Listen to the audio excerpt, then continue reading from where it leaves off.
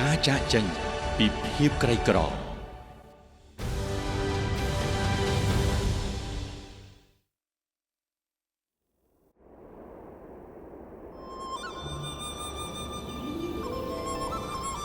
ូមិស៊ីប៉ាតុងស្ថិតនៅភាគខាងលិចខេត្តហ៊ូណានគឺជាភូមិជនជាតិភាគតិចមេអាវដ៏ដាច់ស្រយាលមួយនៅលើភ្នំអ៊ូលីងនៅថ្ងៃទី3ខែវិច្ឆិកាឆ្នាំ2013លោកប្រធានាធិបតីស៊ីជីនពីងបានទៅទស្សនកិច្ចនៅភូមិស៊ីប៉ាតុងដែលលោកបានលើកឡើងពីគម្រោងកាត់បន្ថយភាពក្រីក្រតាមគោលដៅជាលើកដំបូង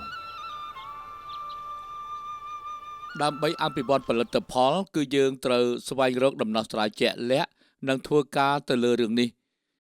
ការប្រឹងប្រែងរបស់យើងគួរតែសមស្របទៅនឹងលក្ខខណ្ឌនៅក្នុងតំបន់និយាយខ្លីទៅគឺយើងត្រូវស្វែងរកការពិតរៀបចំផែនការម៉ត់ចត់ផ្ដល់ការណែនាំត្រឹមត្រូវនិងធ្វើការដោយមិនខ្លាចនឿយហត់នោះហើយជាការកាត់បន្ថយភាពក្រីក្រតាមគោលដៅការកាត់បន្ថយភាពក្រីក្រតាមគោលដៅគឺមានន័យថាការអនុវត្តការគ្រប់គ្រងនិងកែលម្អគោលដៅកាត់បន្ថយភាពក្រីក្រព្រមទាំងបែងចែកធនធានកាត់បន្ថយភាពក្រីក្រឲ្យបានច្បាស់លាស់ដើម្បីឲ្យគោលដៅកាត់បន្ថយភាពក្រីក្រនេះកាន់តែជាក់លាក់កាន់តែមានប្រសិទ្ធភាពនិងទទួលបានលទ្ធផលកាន់តែល្អប្រសើរ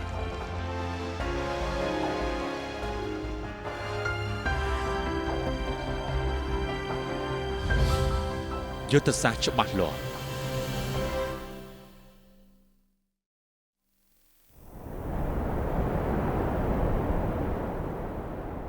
ភាពក្រីក្រមានរាប់រយប្រភេទរីឯការលំបាកមានរាប់ពាន់ប្រភេទ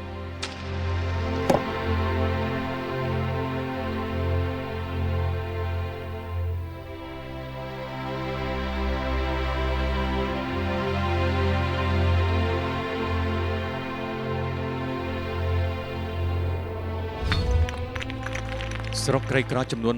832ស្រុកភូមិក្រីក្រចំនួន128,000ភូមិនិងប្រជាជនក្រីក្រជិត100លាននាក់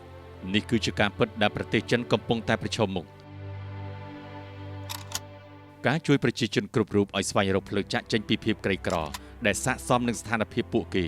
គឺជាបញ្ហាប្រឈមទូទៅក្នុងការគ្រប់គ្រងភាពក្រីក្រនៅគ្រប់ប្រទេសទាំងអស់ចំពោះប្រទេសដែលមានប្រជាជនច្រើនដូចជាប្រទេសចិនការកាត់បន្ថយភាពក្រីក្រគឺរឹតតែពិបាក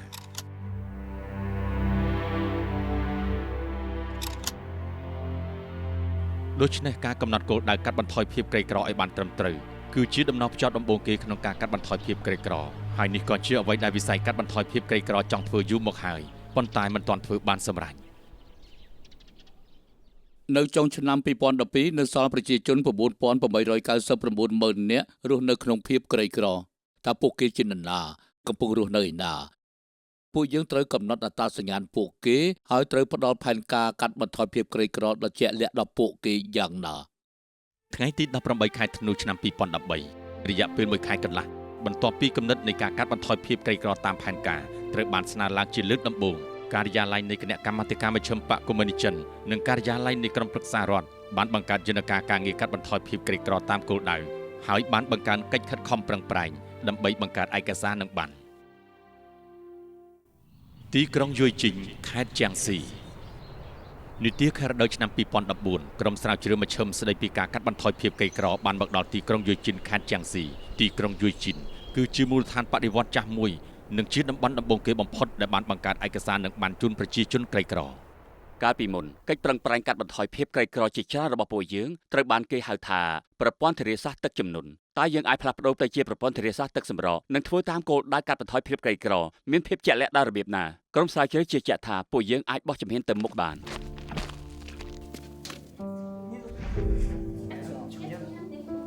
ការកំណត់អត្តសញ្ញាណត្រឹមត្រូវគឺមានន័យថាការផ្គូផ្គងទិន្នន័យដែលបានប្រមូលមកពីមុនតាមរយៈការស្ទង់មតិគំរូជាមួយនឹងមនុស្សម្ដងម្នាក់ដូចជាតើមានគ្រួសារអ្នកមាននៅក្នុងស្រុកក្រីក្រដែរឬទេតើមានអ្នកក្រនៅក្នុងភូមិអ្នកមានដែរឬទេ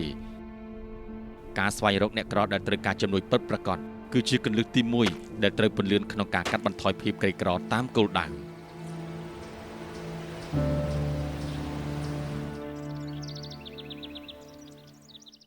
ខ្ញុំមកទីនេះដំបូងមានគ្រួសារក្រីក្រជាង2,300គ្រួសារនិងអ្នកក្រជាង8,000នាក់នៅក្នុងភូមិរបស់យើងហើយមានរឿងមួយបានកើតឡើងនៅក្នុងគ្រួសារនីមួយៗប៉ុន្តែពេលដែលខ្ញុំសួរទៅគ្មាននរណាដឹងពីស្ថានភាពនោះទេ ក្នុងចំណោមប្រជាជនជាង70000នាក់ក្នុងស្រុកយើភីង ប្រជាជនក្រីក្រជាង8,000 នាក់បានរស់នៅរប៉ាត់រប៉ាយក្នុងភូមិចំនួន399ភូមិជូសឹងជាងនិងសហការីរបស់គាត់បានទៅសួរសុខទុក្ខពួកគេចុះឈ្មោះគ្រប់គ្រួសារទាំងអស់កំណត់អត្តសញ្ញាណពួកគេឲ្យបានត្រឹមត្រូវនិងធ្វើឯកសារបញ្ជាក់ភាពក្រីក្រជូនគ្រួសារក្រីក្រនីមួយៗស្របតាមប្រព័ន្ធចង្អុលបង្ហាញក្នុងការបង្កើតឯកសារកម្មាភិបាលពួកយើងទាំងអស់គ្នានៅពេលនោះគឺបានធ្វើការងារយ៉ាងលំបាកគឺអស់រយៈពេល2ទៅ3ឆ្នាំគឺដោយពិនិត្យមើលគ្រួសារទាំងអស់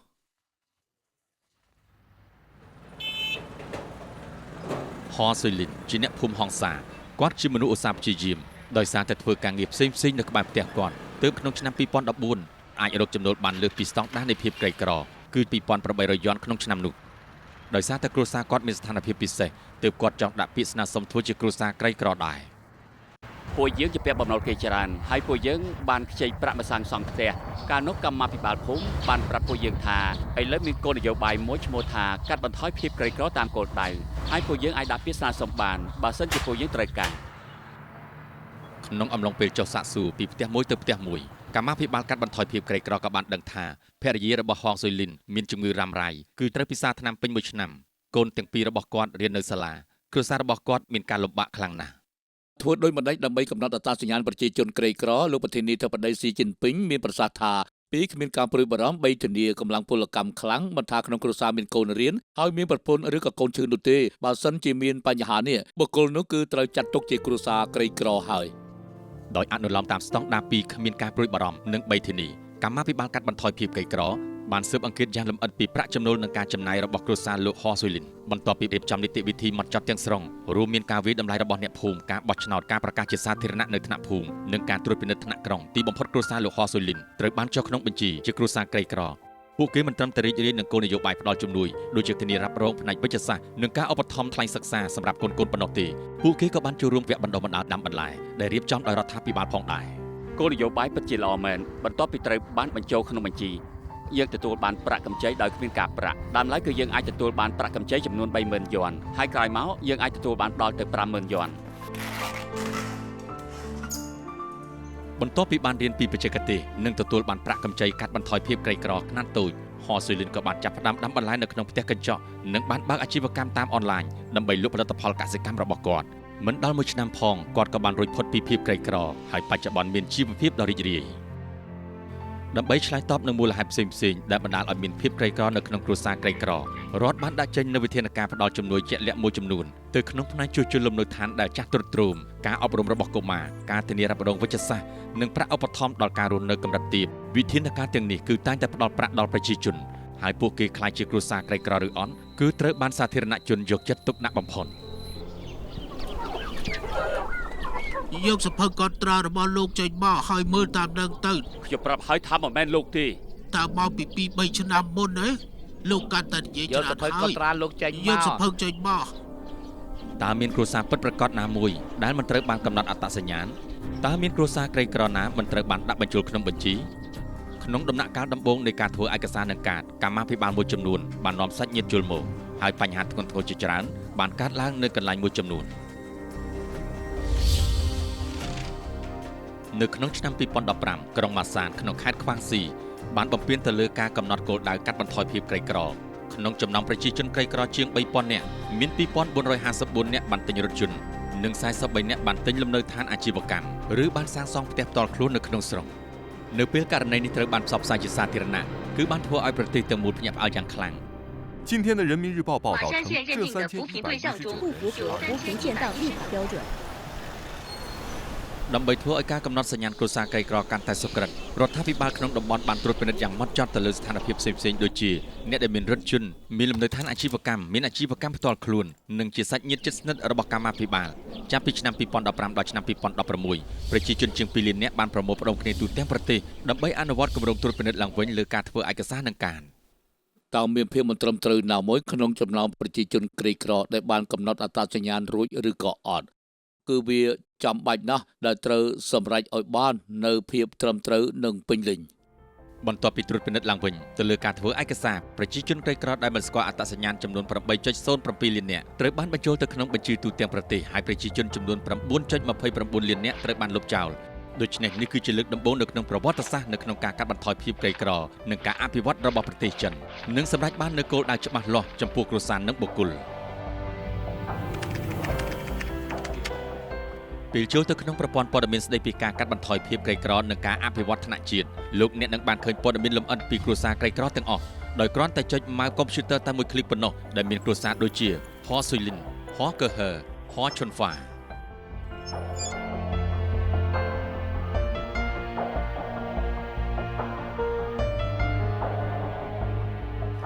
ចំនួនទិន្នន័យទាំងនេះមិនត្រឹមតែកំណត់យ៉ាងច្បាស់ថាតើគ្រួសារក្រីក្រជានរណាហើយទិន្នន័យត្រូវបានចែកទៅណានោះទេរឹតតែសំខាន់នោះនេះគឺជាលើកទី1ដែលពួកគេផ្ដល់នូវការយល់ដឹងទូលំទូលាយអំពីមូលហេតុនៃភាពក្រីក្រនៅក្នុងគ្រួសារក្រីក្រដែលបានចុះបញ្ជីនៅទូទាំងប្រទេសយើងវិភាគពីតម្រូវការដោយផ្អែកទៅលើភាពក្រីក្ររបស់ពួកគេឧទាហរណ៍បើសិនជាក្រីក្រដោយសារតែការអប់រំដូច្នេះវិធានការផ្ដល់ជំនួយជាក់លាក់ឬក៏ប្រាក់កម្ចីនិងអាហារូបករណ៍ដល់សិស្សបើសិនជាដោយសារតែជំងឺដូច្នេះផ្ដល់ជំនួយទាក់ទងនឹងសុខភាពប្រជាជនក្រីក្រត្រូវបានគេកំណត់អត្តសញ្ញាណហើយឫសគល់នៃភាពក្រីក្រក៏ត្រូវបានរកឃើញការកាត់បន្ថយភាពក្រីក្រតាមគោលដៅបានបោះជំហានដំបូងយ៉ាងរឹងមាំហើយជំហានបន្ទាប់គឺរឹតតែសំខាន់ជាងនេះពេលប្រឈមមុខនឹងមូលហេតុនៃភាពក្រីក្រច្រើនបែបនេះតើយើងអាចដាក់ចេញវិធានការច្បាស់លាស់សម្រាប់ផ្ដល់ជំនួយដោយរបៀបណានៅខែតុលាឆ្នាំ2015លោកប្រធានាធិបតីស៊ីជីនពីងបានស្នើយ៉ាងច្បាស់លាស់ឲ្យសម្រេចបាននូវការកាត់បន្ថយភាពក្រីក្រតាមរយៈក្រុមទាំង5យើងប្រកាន់ខ្ជាប់នៅការអនុវត្តគោលនយោបាយដោយផ្អែកលើភាពខុសគ្នានិងចាត់វិធានការទៅតាមស្ថានភាពប្រជាជនមូលហេតុបណ្ដាលឲ្យក្រីក្រនិងប្រភេទនៃភាពក្រីក្រយើងអភិវឌ្ឍប្រជាជនតាមរយៈការជួយដល់ផលិតកម្មនិងផ្ដល់ការងារការផ្លាស់ប្ដូរទីលំនៅរបស់ប្រជាជននាំប្រជាជនចាកចេញពីភាពក្រីក្រតាមរយៈការការពារបរិស្ថានតាមរយៈការផ្ដល់ការអប់រំនិងផ្ដល់ជំនួយដល់ប្រជាជនក្រីក្រតាមរយៈគោលនយោបាយធានាឲ្យមានជីវភាពរស់នៅកម្រិតទាបអនុលោមតាមការរៀបចំការងារចាត់ចែងរួមជាមួយរដ្ឋាភិបាលមជ្ឈិមកិច្ចការជាក់លាក់ចំនួន101ស្ដីពីការកាត់បន្ថយភាពក្រីក្រក្រុមទាំង5ត្រូវបានអនុវត្តដោយនាយកដ្ឋាននាំមុខចំនួន32និងនាយកដ្ឋានចូលរួមចំនួន77ស្ថាប័នកណ្ដាលនិងថ្នាក់ជាតិត្រូវបានបង្កើតឡើងជាបន្តបន្ទាប់និងបានចេញឯកសារគោលនយោបាយកាត់បន្ថយភាពក្រីក្រនិងផែនការអនុវត្តជាង200ខេត្តតំបន់ស្វយ័តនិងក្រុងនានាក៏បានចេញនឹងកែលម្អគោលនយោបាយផងដែររហូតមកដល់ពេលនេះប្រទេសចិនបានបង្កើតប្រព័ន្ធគោលនយោបាយគ្រប់គ្រងភាពក្រីក្រយ៉ាងទូលំទូលាយនិងសម្របសម្រួលពីថ្នាក់លើដល់ថ្នាក់ក្រោម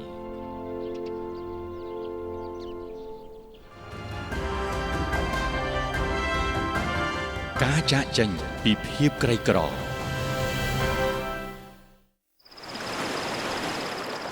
ការកាត់បន្ថយភាពក្រីក្រតាមគោលដៅនិងការអភិវឌ្ឍឧស្សាហកម្មគឺជាយុទ្ធសាស្ត្រមូលដ្ឋាន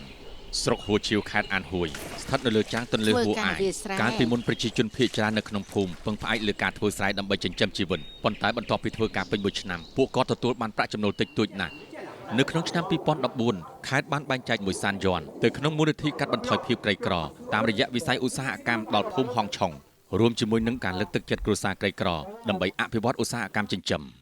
កាលនោះពួកយើងមានគម្រោងតែមួយគត់នៅក្នុងភូមិដែលផ្ដោតសំខាន់ទៅលើការចិញ្ចឹមមាន់ទានិងពពែសម្រាប់គ្រួសារក្រីក្រភូមិហងឆុងមានវាលស្រែច្រើននិងដីរាបស្មើតិចតួចដូច្នេះការអភិវឌ្ឍវារីវប្បកម្មត្រូវបានរឹតបន្តឹងទៅលើទីតាំងនិងការការពារបរិស្ថានដោយមើលឃើញថារដ្ឋាភិបាលមានការឧបត្ថម្ភផ្នែកហិរញ្ញវត្ថុគ្រួសារក្រីក្រមួយចំនួនដូចជាសុងហៃសឹងក៏ចង់សាកល្បងចិញ្ចឹមសត្វដែរប៉ុន្តែមិនយូរប៉ុន្មានសត្វកង្ហានមួយចំនួនក៏ឈឺងាប់អស់ដូច្នេះលោកសុងប្រួយចិត្តយ៉ាងខ្លាំងហើយក៏បានលក់កង្ហានដែលមានសុខភាពល្អក្នុងតម្លៃថោកដើមឡើយកង្ហានលក់ក្នុងមួយក្បាល10យួនប៉ុន្តែពេលខ្លះក៏លក់ក្នុងតម្លៃ5យួននិង3យួនក្នុងមួយក្បាលដែរនៅមុនឆ្នាំ2015អាជ្ញាធរបានអនុម័តគម្រោងកាត់បន្ថយភាពក្រីក្រនៅថ្នាក់ខេត្តក្រោយមកគម្រោងកាត់បន្ថយភាពក្រីក្រនឹងមូលនិធិសម្រាប់គ្រួសារក្រីក្រទាំងអស់ត្រូវបានបែងចែកពីថ្នាក់ខេត្តទៅថ្នាក់ស្រុកអ្នកអនុម័តគម្រោងជារឿយៗមិនសូវយល់ច្បាស់ថាភូមិនីមួយៗស័ក្តិសមនឹងគម្រោងអ្វីហើយគ្រួសារក្រីក្រអាចធ្វើអ្វីបាននោះទេ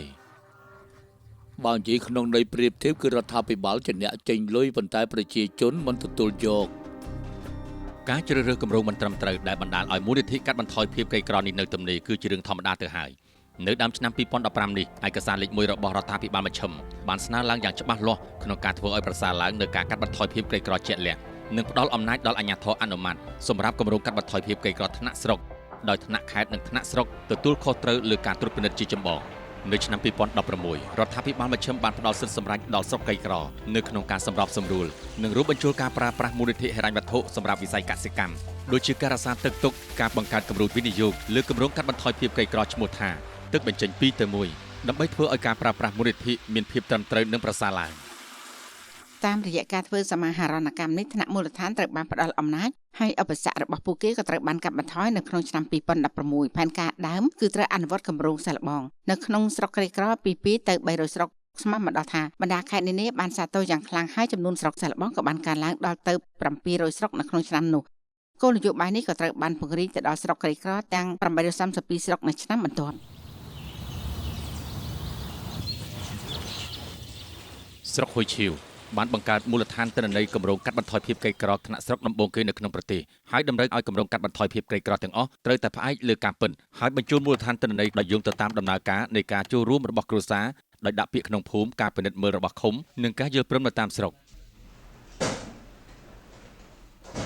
បន្ទាប់ពីបានបង្ហាញគ្រប់គ្រាន់និងបានស្រាវជ្រាវទីផ្សាររួចការចិញ្ចឹមកូនបង្កងនេះក្នុងស្រែក៏ត្រូវបានកំណត់ជាឧស្សាហកម្មអន្តរភាពក្នុងស្រុកហ៊ុយឈីវទោះជាយ៉ាងណាក៏ដោយគ្រួសារក្រីក្រដែលរងការខាតបង់ក្នុងឧស្សាហកម្មចិញ្ចឹមសត្វនាពេលកន្លងមកមិនសូវពេញចិត្តនឹងគម្រោងថ្មីនេះទេដឹកខ្ញុំនិយាយអញ្ចឹងលីចុងភ័យនឹងបានទៅរកសុងហៃស៊ីងដើម្បីធ្វើការបញ្ចុះបញ្ចូលតែប៉ុណ្្នឹងទេគិតយ៉ាងម៉េចថ្ងៃអនាគតពួកយើងគ្រាន់តែចង់រស់នៅក្នុងភាពសាមញ្ញប៉ុណ្ណោះមិនចង់ធ្វើអ្វីផ្សេងទេខ្ញុំបានដឹងថាគាត់នឹងមានការតស៊ូខ្លាំងណាស់ហេតុអីគាត់ក្រីក្រគាត់គ្មានលទ្ធភាពអនុវត្តគម្រោងទេបន្ទាប់ពីបានយល់ចិត្តសាស្ត្ររបស់អ្នកគ្រប់គ្នាហើយកម្មាភិបាលកាត់បន្ថយភាពក្រីក្របានរៀបចំឲ្យពួកគេទៅសង្កេតនិងសិក្សាជាមុនសិនបន្ទាប់មកទើបបានអញ្ជើញអ្នកជំនាញមកផ្ដល់ការបណ្ដុះបណ្ដាលបច្ចេកទេសក្តីកង្វល់របស់គ្រួសារក្រីក្រក៏បានរសាយជាបណ្ដា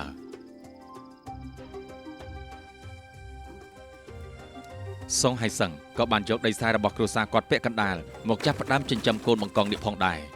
ដោយសារតែកូនបង្កងនេះមានគុណភាពល្អទើបលក់ដាច់នៅក្នុងទីផ្សារឃើញទេបង្កងនេះច្រើនមែនទែន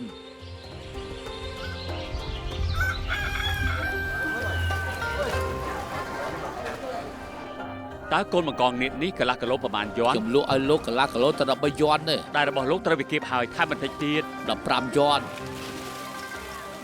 នៅឆ្នាំដំបូងនៃការចិញ្ចឹមកូនបង្កងនេះឡើងសងរកចំណូលបានជាង 10000 យន់ហើយបានរួចផុតពីភាពក្រីក្រនៅដំណាច់ឆ្នាំបន្ទាប់ឡើងសងបានចិញ្ចឹមកូនបង្កងនេះនៅលើដីស្រែ20 ម៉ូរបស់គាត់ហើយកម្មាភិបាលកាត់បន្ថយភាពក្រីក្របានចាប់ផ្ដើមរៀបចំផែនការជាបន្តទៀតដែលសមស្របទៅនឹងការអភិវឌ្ឍមូលដ្ឋានដើមឡើយនៅពេលគម្រោងបានមកដល់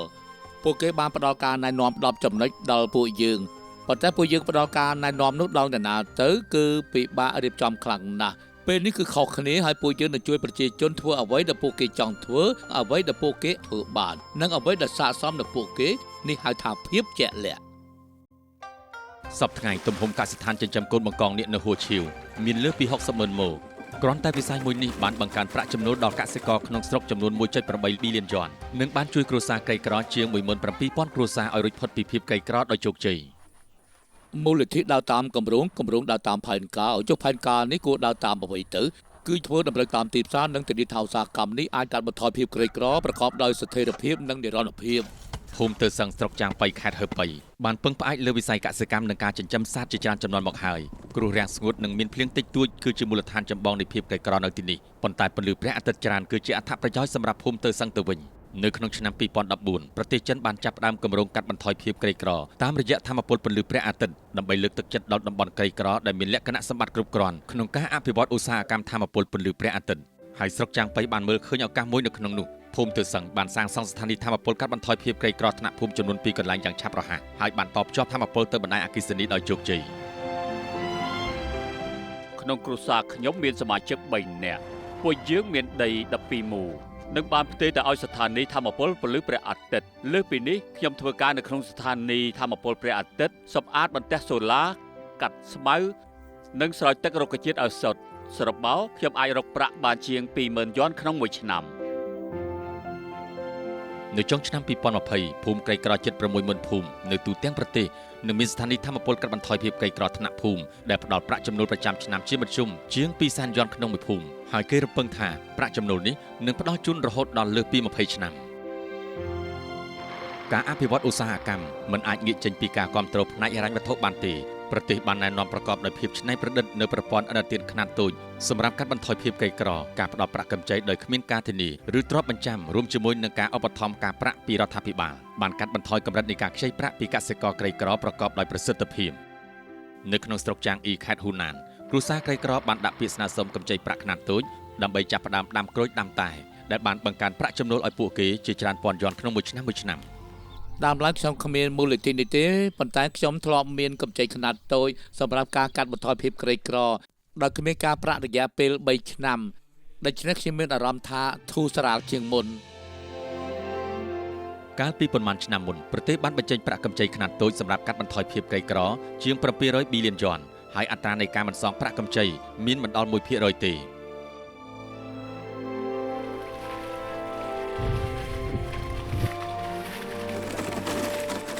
ការពណ៌លឿងតូចៗនៅតាថងខេត្តសាន់ស៊ីនិងផ្សិតត្រចៀកកណ្ដុរនៅឈិញលីងខេត្តសាន់ស៊ីសុទ្ធតែបានដាំដុះជាលក្ខណៈឧស្សាហកម្មខ្នាតធំនៅចុងឆ្នាំ2020ស្រុកក្រីក្រទាំង832នៅក្នុងប្រទេសបានបង្កើនផែនការកាត់បន្ថយភាពក្រីក្រក្នុងវិស័យឧស្សាហកម្មហើយមូលដ្ឋានឧស្សាហកម្មជាង300,000កន្លែងត្រូវបានសាងសង់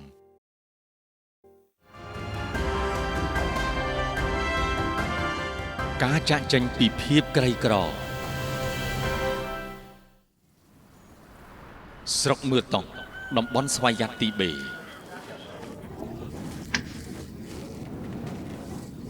ប៉ាសាងតុនជូនៅទីនេះការចាក់ចេញពីភាពក្រីក្រនិងការលុបបំបាត់ឬគល់នៃភាពក្រីក្រការផ្លាស់ទីលំនៅគឺជាមធ្យោបាយដ៏សំខាន់មួយសម្រាប់ការអភិវឌ្ឍមហាលោតផ្លោះសម្រាប់ជនក្រីក្រនៅថ្ងៃវិស្សមកាលនារដូវរងាដំបូងសិស្សសាលាបឋមសិក្សានិងមធ្យមសិក្សាជាង40នាក់បានមកជួបជុំគ្នានៅសាលាបឋមសិក្សាមឿតុកតាំងពីព្រឹកព្រលឹមត្រៀមត្រឡប់ទៅផ្ទះវិញដែលមានចម្ងាយជាង80គីឡូម៉ែត្រ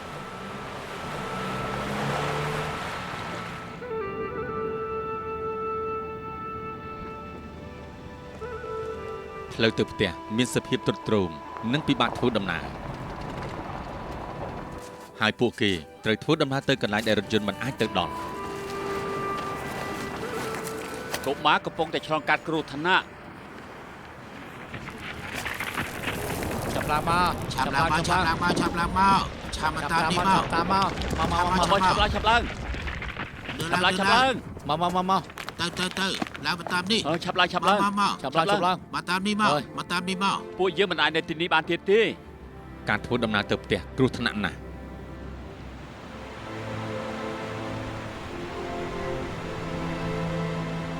ភ្នំនៅតំបន់មឿតុកខ្ពស់ហើយគ្រោះថ្នាក់ខ្លាំងណាស់គ្រោះមហន្តរាយតែងតែកើតឡើងជាញឹកញាប់ហើយភូមិជាច្រើនពិបាកចេញចូលខ្លាំងណាស់អ្នកភូមិកាមាភិញឈូគ្មានថ្ងៃព្រិចឡើយនៅការលំបាកក្នុងការឡើងភ្នំដែលគ្របដណ្ដប់ទៅដោយព្រិលនិងមានកម្ពស់ជាង 4000 ម៉ែត្រព្រោះនៅពេលគាត់រៀបការគាត់បានចំណាយពេល2ថ្ងៃ2យប់ដឹកចង្ក្រានដែកទម្ងន់ជាង100គីឡូក្រាមជាថ្លៃបណ្ណាការឡើងទៅលើភ្នំនៅតាមផ្លូវពិតជាពិបាកធ្វើដំណើរខ្លាំងណាស់សត្វលានិងសត្វសេងគឺតែងតែធ្លាក់ពីលើភ្នំនោះគឺជាពេលវេលាដែលខ្ញុំសម្រេចចិត្តរើចេញពីទីនោះយោងតាមផែនការរយៈពេល5ឆ្នាំលើកទី13របស់ប្រទេសសម្រាប់ការកាត់បន្ថយភាពក្រីក្រតាមរយៈការផ្លាស់ប្ដូរទីលំនៅប្រជាជនក្រីក្រដែលបានចុះបញ្ជីជិត10លាននាក់នឹងត្រូវផ្លាស់ទីលំនៅដើម្បីកាត់បន្ថយភាពក្រីក្រក្នុងរយៈពេល5ឆ្នាំចំនួននេះគឺជិតស្មើនឹង8ដងនៃចំនួនប្រជាជនចំណាក់ស្រុកនៅក្នុងតំបន់អាំងស្តុកទឹកជ្រលងភ្នំ3នាឆ្នាំនោះតើប្រាក់បានមកពីណាតើប្រជាជនផ្លាស់ទីទៅណាតើផ្ទះសាងសង់របៀបណាតើប្រជាជនដែលបានផ្លាស់ទីលំនៅអាចរស់នៅបានសុខនិងក្លាយជាអ្នកមានសន្សំដោយរបៀបណាអ្នកដែលចង់រើទីលំនៅអាចរើទៅបានរីឯអ្នកដែលមិនចង់រើទីលំនៅអាចនៅទីនេះបានយើងយល់ពីអារម្មណ៍របស់ពួកគាត់ណាស់ព្រោះថាពួកយើងបានធំធាត់នៅទីកន្លែងនេះក៏ប៉ុន្តែបើអ្វីដែលស្ថិតនៅដដែលដោយមិនផ្លាស់ប្ដូរនោះជីវិតប្រកបជាកាន់តែពិបាកមិនខាននោះទេដល់តែយើងនឹងផ្លាស់ប្ដូរជាប់ជានិច្ចទើបយើងនឹងរីកចម្រើនផ្ដល់អត្ថប្រយោជន៍ដល់អ្នកចំនួនក្រោយរបស់ពួកយើងបានពួកយើងមិនអាចនៅទីនេះបានទៀតទេនៅពេលកន្លែងតាំងទីលំនៅថ្មីត្រូវបានសាងសង់កាន់តែឆាប់ផ្លូវសម្រាប់កុមារទៅសាលារៀននឹងកាន់តែមានសុវត្ថិភាពហើយថ្ងៃល្អសម្រាប់អ្នកភូមិនឹងមកដល់កាន់តែឆាប់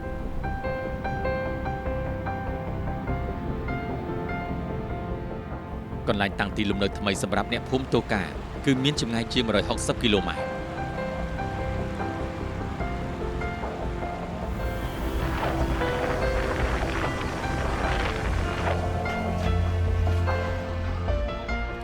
ទីបំផុតការមកផុនសុកនឹងកូនរបស់គេ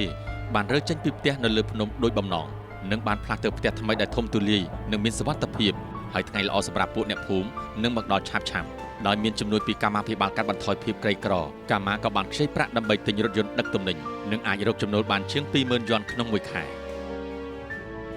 មិនត្រឹមតែនៅមើលតុកប៉ុណ្ណោះទេប៉ុន្តែនៅទូទាំងប្រទេសប្រជាជនក្រីក្រជាង 9.6 លាននាក់បានផ្លាស់ទៅនៅផ្ទះថ្មីចំនួន 2.66 លានដែលមានទឹកភ្លើងផ្លូវថ្នល់ហ្គាសនិងអ៊ីនធឺណិតសេវាសាធារណៈដូចជាការអប់រំការថែទាំសុខភាពវប្បធម៌និងសិក្ខាសាលាស្តីពីការកាត់បន្ថយភាពក្រីក្រត្រូវបានដាក់ឲ្យដំណើរការជាមូលដ្ឋានដើម្បីធានាថាយ៉ាងហោចណាស់មនុស្សម្នាក់នៅគ្រប់គ្រួសារទាំងអស់ដែលបានផ្លាស់ទីលំនៅហើយមានសមត្ថភាពត្រូវតែទទួលបានការងារនៅក្នុងសមរភូមិកាត់បន្ថយភាពក្រីក្រតាមគោលដៅរបស់ប្រទេសចិនការផ្លាស់ទីលំនៅប្រជាជនក្រីក្រទៅកាន់កន្លែងផ្សេងទៀតនិងការធ្វើចំណាកស្រុកជាពិសេសដែលគេកម្របានឃើញនៅក្នុងប្រវត្តិសាស្ត្រមនុស្សជាតិបានធ្វើឲ្យប្រជាជនក្រីក្រចាក់ចេញពីភ្នំដែលពួកគេធ្លាប់រស់នៅអស់រយៈពេលជាច្រើនជំនាន់ហើយភាពក្រីក្រដែលតែងតែនៅជាមួយពួកគេត្រូវបានដាក់បញ្ចូលទៅក្នុងដំណើរការអភិវឌ្ឍនគររូបនីយកម្មថ្មីរបស់ប្រទេសចិនដោយអនុលោមទៅតាមគោលគំនិតនៃការអភិវឌ្ឍទឹកបៃតងនិងភ្នំបៃតងគឺជាភ្នំមាសប្រាក់តំបន់ក្រីក្រជាច្រើនបានដកប្រជាជនក្រីក្រមួយក្រុមចេញពីភាពក្រីក្រតាមរយៈសំណងអេកូឡូស៊ីដោយស្វែងរកផ្លូវឈ្នះដែលការកាត់បន្ថយភាពក្រីក្រនិងការកសាងអរិយធម៌អេកូឡូស៊ីដើរទន្ទឹមគ្នាអ្នកភូមិបានឡើងភ្នំដាំដើមឈើយើងប្រមូលផ្ដុំហើយនៅទីណាទីនេះយឺននៅទីនេះនេះគឺជាក្រុមដាំដុះពិសេសសមាជិកម្នាក់មានអាយុជាមធ្យមគឺលើសពី50ឆ្នាំពួកគេភាគច្រើនដែលមានមនុស្សចាស់និងស្ត្រីនៅពីក្រោយខាងឆ្វេងដៃនោះគឺសុទ្ធតែជាជនក្រីក្រដែលបានចុះបញ្ជីខ្ញុំបានចាប់ផ្ដើមដាំដើមឈើក្នុងខែកុម្ភៈហើយអាចបន្តដាំដល់ខែតុលានៅក្នុងឆ្នាំនេះរួមទាំងដីដែលខ្ញុំនឹងបានដាំដោយខ្លួនឯងផងខ្ញុំអាចរកចំណូលបានជាង 40,000 យន់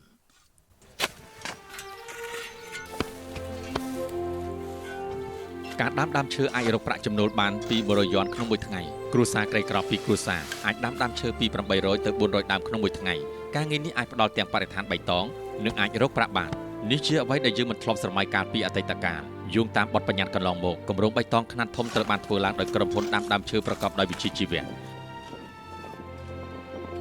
នៅឆ្នាំ2015ប្រទេសនេះនឹងបន្តគម្រោងសាងសង់និងផ្ដល់មូលនិធិបន្ថែមទៀតដូចជាការកែប្រែដីស្រែទៅជាព្រៃឈើនិងវាលស្មៅនិងការគ្រប់គ្រងប្រភពខ្សាច់ឆ្ពោះទៅកាន់តំបន់ក្រីក្រដើម្បីទាក់ទាញប្រជាជនក្រីក្រឲ្យចូលរួមកាន់តែច្រើននៅក្នុងការសាងសង់វិស្វកម្មអេកូឡូស៊ីតាមរយៈការដាំដើមឈើនេះដែរគ្រួសារនីមួយៗអាចទទួលបានប្រាក់ឈ្នួលពលកម្មលើសពី 4,000 យន់ក្នុងមួយឆ្នាំការប្រគល់ដីស្រែចម្ការចំនួន 135,000 ម៉ូទៅឲ្យខាងព្រៃឈើគឺបានជួយគ្រួសារក្រីក្រជាង 10,000 គ្រួសារឲ្យរួចផុតពីភាពក្រីក្រការកាត់បន្ថយភាពក្រីក្រតាមរយៈការដាំដើមឈើនិងការកាត់បន្ថយភាពក្រីក្រតាមរយៈឧស្សាហកម្មអេកូឡូស៊ីប្រជាជនក្រីក្រជាង20 លាននាក់បានរួចផុតពីភាពក្រីក្រហើយប្រាក់ចំណូលរបស់ពួកគេក៏បានកើនឡើងដែរសមរភូមិពីរគឺការកាត់បន្ថយភាពក្រីក្រនិងការការពារអេកូឡូស៊ីបានឈ្នះនៅក្នុងសមរភូមិមួយហើយបើមនុស្សមិនក្បត់ភ្នំក៏មិនក្បត់មនុស្សដែរសពថ្ងៃប្រជាជនក្រីក្រ 1.1 លាននាក់នៅទូទាំងប្រទេសបានក្លាយទៅជាអ្នកការពារព្រៃឈើអេកូឡូស៊ី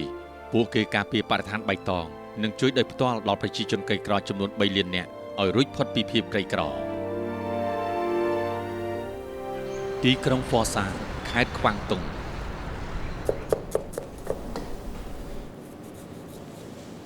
ជីជើក្មេងប្រុសជនជាតិអ៊ីមកពីលៀងសានមិនដែលគិតថាថ្ងៃណាមួយគេនឹងមកដល់ក្រុងហ្វ័រសានខេត្តខ្វាំងតុងដែលមានចម្ងាយរាប់ពាន់គីឡូម៉ែត្រនិងមិនដែលគិតថាលោកគ្រូចុងភៅថ្នាក់ជាតិនឹងបង្រៀនគេដោយផ្ទាល់ដែរឪពុករបស់គេបានទទួលមរណភាពទាំងនៅក្មេងហើយក្នុងចំណោមបងប្អូនរបស់គេគឺមានតែជីជើប៉ុណ្ណោះដែលបានចូលរៀនវិទ្យាល័យការនៅលៀងសានខ្ញុំអាចសម័យអីបានទេខ្ញុំធ្វើការងារស្រែចម្ការរាល់ថ្ងៃធ្វើនេះធ្វើនោះខ្ញុំមិនដែលគិតដល់ការងារទៅថ្ងៃអនាគតនោះទេ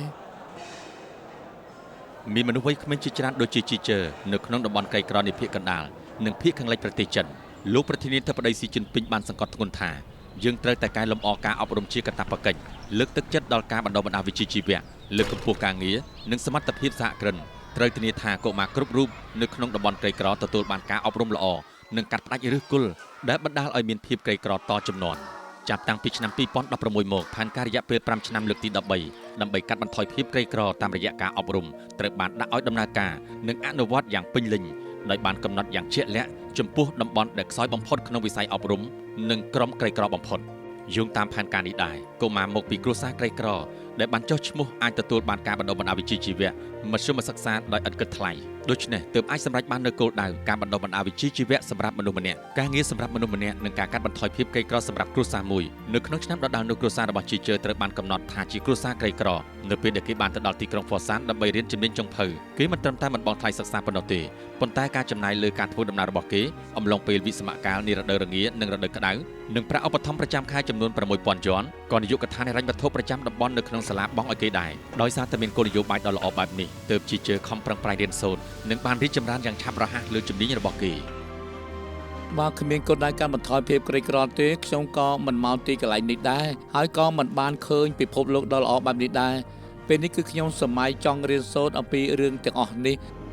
ក្រោយមកខ្ញុំនឹងត្រឡប់ទៅស្រុកវិញបើកមុខរបរផ្ទាល់ខ្លួនរបស់ខ្ញុំការលុបបំបាត់ភាពក្រីក្រធ្វើឲ្យជីវិតល្អប្រសើរហើយការអប់រំបង្កើតស្លាបឲ្យជីវិតអាចហោះហើរបាននៅចុងឆ្នាំ2020សិស្សជាង8លាននាក់មកពីគ្រួសារក្រីក្រដែលគ្មានលទ្ធភាពបន្តការសិក្សានិងគ្មានការងារធ្វើបន្ទាប់ពីរៀនចប់នៅវិទ្យាល័យពួកគេសុទ្ធតែទទួលបានការបណ្ដុះបណ្ដាលវិជ្ជាជីវៈដែលឥតគិតថ្លៃចំនួននៃការបោះបង់ការសិក្សាពីគ្រួសារក្រីក្រដែលបានចុះបញ្ជីក្នុងដំណាក់កាលនៃការអប់រំជាកាតព្វកិច្ចនៅទូទាំងប្រទេសត្រូវបានកាត់បន្ថយយ៉ាងខ្លាំងមកត្រឹម0ហើយការអប់រំជាកំហិតត្រូវបានធានាថានឹងសម្រេចបានពេញលេញពួកយើងបានដោះស្រាយបញ្ហាជាប្រវត្តិសាស្ត្រដែលពួកយើងចង់ដោះស្រាយអស់ជាច្រើនឆ្នាំតែមិនទាន់ដោះស្រាយបានដូចជាការគ្រប់គ្រងអត្រាបោះបង់ការសិក្សាធានាឲ្យទទួលបានការអប់រំជាកាតព្វកិច្ច9ឆ្នាំនិងសម្រេចបាននៅរឿងដែលយើងចង់ធ្វើតែមិនទាន់បានធ្វើដូចជាការធ្វើសមាហរណកម្មការអប់រំទីក្រុងនិងជនបទនិងការអភិវឌ្ឍតាមស្តង់ដារឥឡូវនេះយើងនៅជនបទអាគារធំបំផុតគឺសាលារៀនសិស្សអាចរៀននឹងធនធានអប់រំគុណភាពខ្ពស់តាមរយៈការប្រើបច្ចេកវិទ្យាព័ត៌មានថ្នាក់ស្រុកបានសម្រេចគោលដៅអភិវឌ្ឍប្រកបដោយតុល្យភាពនៃការអប់រំជាកាតព្វកិច្ចប្រជាជាតិមួយដែលមិនយកចិត្តទុកដាក់លើការអប់រំគឺគ្មានអនាគតទេហើយសង្គមដែលមិនមែនថាមនុស្សទាំងអស់មានសុខភាពល្អទេនោះក៏ពិបាកហៅថាសុខសាន្តដែរនៅក្នុងឆ្នាំ2015ចំនួនគ្រួសារក្រីក្រនៅក្នុងប្រទេសដែលក្រីក្រដោយសារតែជំងឺបានឈានដល់ 44% នៅទីក្រុងហៃឡុងជាងជាខេត្តដែលមានភាពក្រីក្រខ្ពស់បំផុតដោយសារជំងឺបានឈានដល់ 60%តើអ្នកស្រីបានធូរច្រើនទេឈួយយិនហ័រមកពីគ្រួសារក្រីក្រគាត់មានជំងឺខូចទ្រង់ទ្រាយឆ្អឹងខ្នងធ្ងន់ធ្ងរដែលបណ្ដាលឲ្យខូចមុខងារបេះដូងហើយជារឿយៗគាត់តែងតែមានអាការៈដកដង្ហើមខ្លីអស់កម្លាំងនិងដង្ហក់ពេលខ្ញុំឈឺខ្ញុំមិនហ៊ានទៅជួបគ្រូពេទ្យទេស្ថានភាពគ្រួសារខ្ញុំមិនល្អហើយខ្ញុំក៏គ្មានលុយព្យាបាលជំងឺដែរអញ្ចឹងហើយទើបខ្ញុំបានបោះបង់ចោលបែបនេះជំងឺតូចតាចមិនព្រមព្យាបាលទាល់តែជំងឺធ្ងន់ទើបរកគ្រូពេទ្យធ្លាប់ជាការឆ្លុះបញ្ចាំងពិតពីស្ថានភាពសុខភាពរបស់ប្រជាជនក្រីក្រជាច្រើននៅរដូវក្តៅឆ្នាំ2017ឈួយយិនហ័រស្រាប់តែតក់ស្លុតនិងបានបាត់បង់ស្មារតីនៅផ្ទះហើយត្រូវបានអ្នកជិតខាងបញ្ជូនមកមន្ទីរពេទ្យ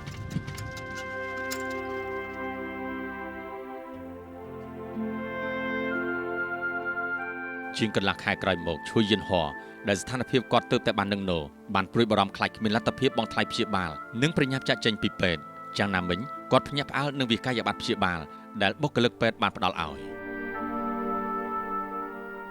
និយាយទៅតម្លៃដើមគឺពី 3000 យន់ប៉ុន្តែខ្ញុំត្រូវបង់ប្រាក់តែប្រហែល100 យន់ប៉ុណ្ណោះពេលនោះខ្ញុំស្មានមិនដល់សោះហើយក៏បានធូរចិត្តដែរនេះគឺជាសំណាញ់សុវត្ថិភាពក្នុងការកាត់បន្ថយភាពក្រីក្រដែលត្រូវបានចងក្រងយ៉ាងប្រុងប្រយ័ត្នរបស់ប្រទេសដែលបានជួយប្រជាជនក្រីក្រកាត់បន្ថយចំណាយលើការព្យាបាលសុខភាពរបស់ពួកគេនិងជៀសវាងការធ្លាក់ក្នុងភាពក្រីក្រដោយសារតែជំងឺចាប់តាំងពីសមាជជាតិលើកទី18នៃបកកុម្មុយនីសចិនមករដ្ឋាភិបាលមជ្ឈិមបានបង្កើតការបញ្ចេញហិរញ្ញវត្ថុនិងធនធានហើយប្រជាជនក្រីក្រទាំងអស់ត្រូវបានដាក់បញ្ចូលទៅក្នុងការធានារ៉ាប់រងផ្នែកសុខភាពជាមូលដ្ឋានការធានារ៉ាប់រងជំងឺធ្ងន់ធ្ងរនិងប្រព័ន្ធជំនួយផ្នែកវិទ្យាសាស្ត្រសម្រាប់ប្រជាជនក្រីក្រដែលបាត់បង់សមត្ថភាពការងារទាំងស្រុងឬដោយផ្នែករដ្ឋនឹងផ្ដល់ការគាំទ្រនិងផ្ដល់ជំនួយតាមរយៈការធានានិងផ្អែកលើគោលនយោបាយចាប់តាំងពីឆ្នាំ2016មកប្រជាជនក្រីក្របានចុះឈ្មោះសរុបចំនួន 19.36 លាននាក់ត្រូវបានបញ្ចូលទៅក្នុងវិសាលភាពនៃប្រាក់ឧបត្ថម្ភសម្រាប់ជីវភាពរស់នៅឬដោះស្រាយការលំបាកជាពិសេស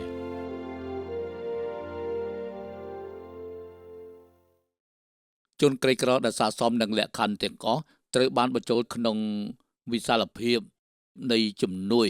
ដើម្បីធានាថាពួកគេត្រូវបានការពារចំណូលរបស់ពួកគេមិនធ្លាក់ក្រោមបន្ទាត់នៃភាពក្រីក្រទេដោយមិនព្រួយបារម្ភពីអាហារសម្លៀកបំពាក់ការអប់រំជាកាតព្វកិច្ចការថែទាំសុខភាពជាមូលដ្ឋាននិងសុវត្ថិភាពលំនៅឋានត្រូវបានធានាចាប់តាំងពីបានអនុវត្តគម្រោងកាត់បន្ថយភាពក្រីក្រតាមគោលដៅគ្រួសារក្រីក្រចំនួន 7.9 លាននាក់ដែលបានចុះឈ្មោះពីដើមបានរស់នៅក្នុងផ្ទះដែលមានសភាពទ្រុឌទ្រោមបានលាផ្ទះដែលមានភក់និងប្រក់ស្បូវទៅរស់នៅក្នុងផ្ទះដែលមានសុវត្ថិភាពផាសុកភាពនិងស្ថិរភាពវិញម្ដងនៅខែមិថុនាឆ្នាំ 2020 រដ្ឋបានផ្ទៀងផ្ទាត់លំនៅឋានរបស់គ្រួសារក្រីក្រទាំងអស់ដែលបានចុះបញ្ជីម្ដងមួយដើម្បីធានាសុវត្ថិភាពលំនៅឋានគ្មានគ្រួសារឬមនុស្សណាម្នាក់ចាកចេញទេទី1ធ្វើឲ្យប្រជាជនក្រីក្ររស់នៅប្រកបដោយសុភមង្គលដោយមិនរងផលប៉ះពាល់ពីបញ្ហាសុវត្ថិភាពលំនៅឋានទី2គឺជួសជុលផ្ទះដែលទ្រុឌទ្រោមឡើងវិញដើម្បីឲ្យប្រជាជនក្រីក្ររបស់យើងកាត់បន្ថយការខាតបង់ពេលជួបនឹងគ្រោះមហន្តរាយទូទៅការចាកចេញពីភាពក្រីក្រជួយជនក្រីក្រពិតប្រាកដកាត់បន្ថយភាពក្រីក្រពិតប្រាកដនិងបានរួចផុតពីភាពក្រីក្រឆ្នាំ 2016 គឺជាឆ្នាំដំបូងនៃផែនការ5ឆ្នាំលើកទី13ហើយក៏ជាឆ្នាំដំបូងដែលបានយកឈ្នះការប្រយុទ្ធប្រឆាំងនឹងភាពក្រីក្រផងដែរតំបន់ផ្សេងៗបានរៀបចំផែនការកំណត់ពេលវេលាផ្ទាល់ខ្លួនសម្រាប់ការកាត់បន្ថយភាពក្រីក្រទោះជាយ៉ាងណាអារម្មណ៍នៃភាពបន្ទាន់ក៏កំពុងកើនឡើងក្នុងតំបន់ក្រីក្រមួយចំនួនដែរខេត្តមួយចំនួននៅភាគកណ្ដាលនិងភាគខាងលិចប្រទេសចិនក៏បានស្នើឲ្យសម្រេចបាននូវសុខុមាលភាពសង្គមដ៏ទូលំទូលាយនៅដើមឆ្នាំ 2018 ផងដែរតាក់ទងនឹងរឿងនេះដែរលោកប្រធានាធិបតីស៊ីជីនពីងបានសង្កត់ធ្ងន់ម្ដងហើយម្ដងទៀតថាដើម្បីអនុវត្តការកាត់បន្ថយភាពក្រីក្រតាមគោលដៅយើងត្រូវទប់ស្កាត់ទាំងការពន្យាពេលនិងការមិនអត់ធ្មត់នេះគឺឆ្នាំ 2016 ហើយពាក្យស្លោកនេះមិនគួរលើកឡើងទូទាំងខេត្តទេថ្ងៃផុតកំណត់ឆ្នាំ 2020 ដែលពួកយើងបានស្នើគឺជាកិច្ចការសំខាន់រួចទៅហើយយើងក៏មិនអាចលេចសើចនឹងតួលេខឬក៏ប្រឌិតព័ត៌មានដើម្បីបំពេញសន្យាទេ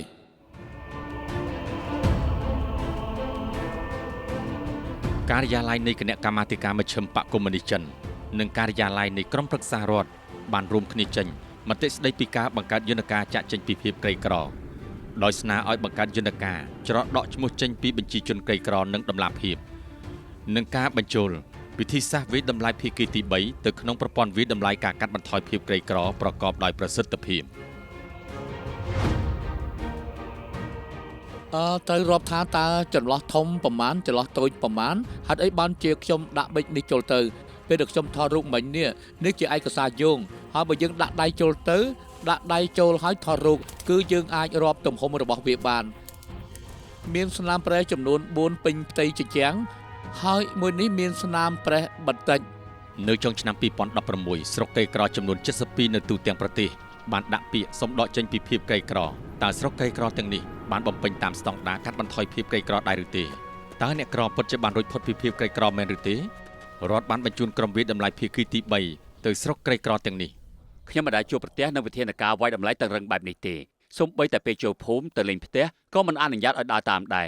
កម្មាភិបាលភូមិយើងអាចនាំពួកគេចូលដល់ត្រឹមច្រកចូលភូមិប៉ុណ្ណោះគឺចប់ហើយចំណាប់អារម្មណ៍ដំបូងរបស់យើងពេលដែលមកដល់លូឈៀននោះគឺគ្រួសារក្រីក្រដែលបានចុះបញ្ជីបានមករស់នៅផ្ទះថ្មីហើយគ្រួសារដែលមកក្រីក្របែរជាមករស់នៅក្នុងផ្ទះទ្រុឌទ្រោមទៅវិញដូច្នេះពួកយើងក៏មិនយល់ដែរថាហេតុអីមានករណីបែបនេះកើតឡើង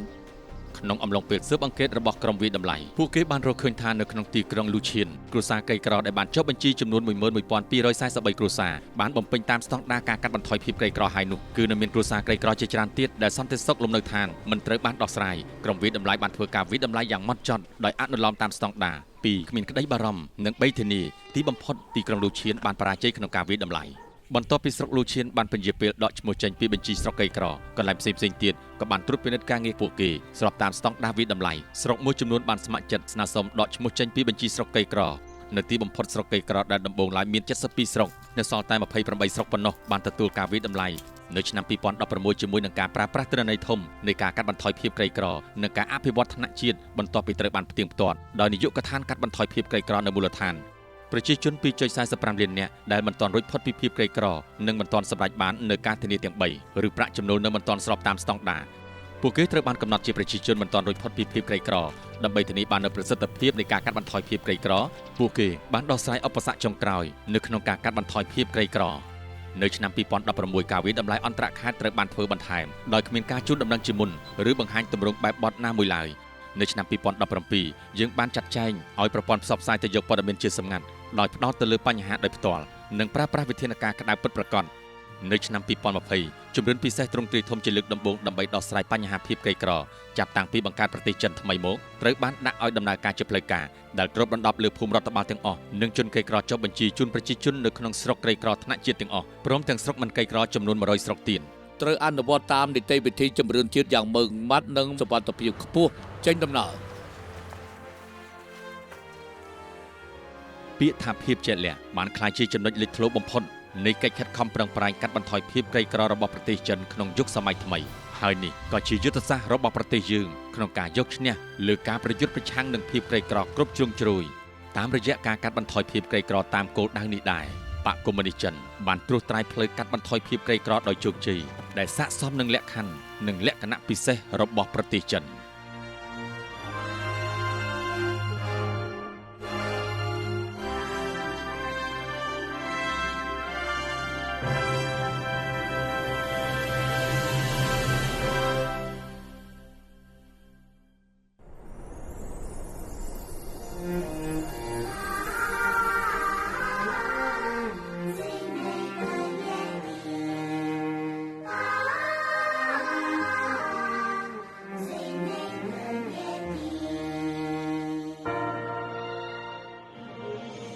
កសាងសង្គមមួយរីកចម្រើនគ្រប់វិស័យអ្នកណាក៏ត្រូវរួមចំណែកដែរហើយដើម្បីសម្រេចបាននូវភាពរុងរឿងអ្នកណាក៏យើងមិនទុកចោលដែរ翻山越岭一颗心连着贫穷的百姓日出东方让阳光照亮渴望的眼睛，共艰可难，砥砺前行，难以见风雨，海水流淌真情，共艰可难，砥砺前行。见风雨，海水流淌真情，踏上征程，心向光明，执着信仰点燃奋斗的激情，全面小康，举杯同庆，就是我们最美的约定，就是我们最美的约定。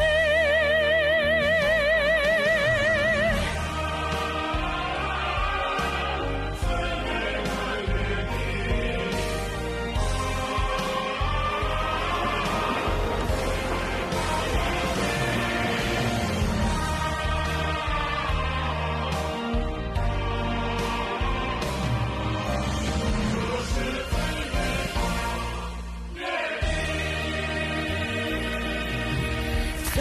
过泥泞一条路，连着脱贫的使命，新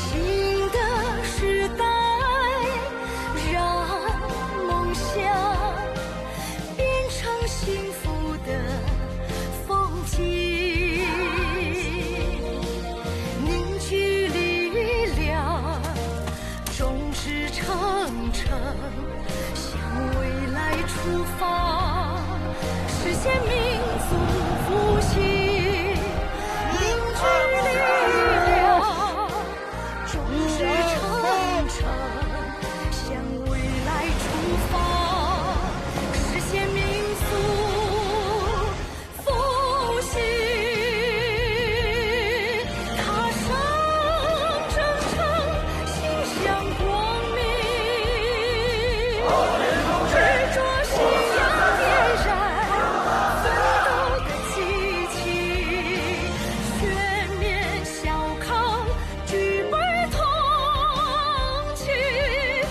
是我